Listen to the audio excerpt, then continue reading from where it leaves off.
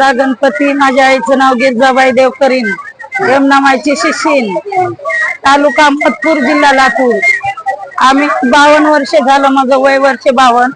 त्याच्या अगोदर माझी आई अक्षण मधली होती, तेव्हापासून तिच्या अंगात देवीचा संसार येत होता. मी माझी आई ह्या वर्षी वारली 22 सप्टेंबर 2024 मध्ये.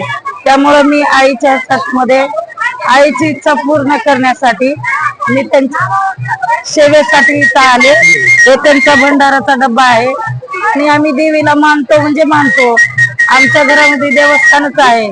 यमुनामाई हे आमचे गुरुवर्य आहेत. तरी आजच्या दिवसाचं महत्व म्हणजे आज हनुमान जयंती, चैत्र पौर्णिमा. दरवर्षी चैत्र पौर्णिमेला शेंदूर लागतो आणि त्याच्यासाठी शेंद्राचे मानकरी यमुनामाईचे हे पूर्ण आहेत. शिष्यमंडळी गोविंदराव बापू, गोविंद बापू, ननू बापू, यमुनामाई हे देवी भक्त आहेत आणि त्यांचे आम्ही शिष्यमंडळी. तरी त्यांच्या चरणावर मस्तक ठेवून आम्ही देवीच्या चरणावर सुद्धा मस्तक ठेवून आम्ही मानतो देवीला. आम्हाला भरपूर काही दिलंय देवीनं.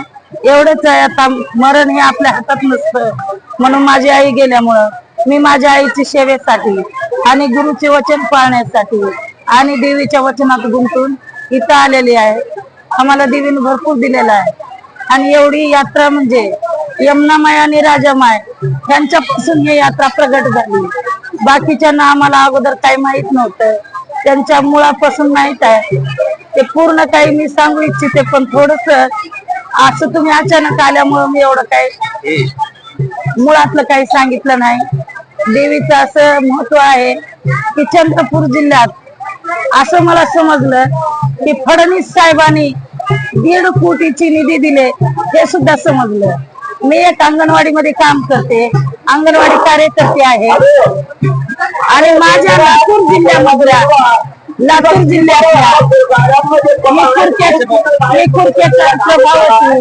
ठाणेदार मॅडम सुद्धा आहेत. त्यांना मी त्यांचा सत्कार पण करणार आहे. यमुनामाईचा आणि त्यांचा सत्कार करणार आहे. हे सारे त्यांचे चेहरे आहेत.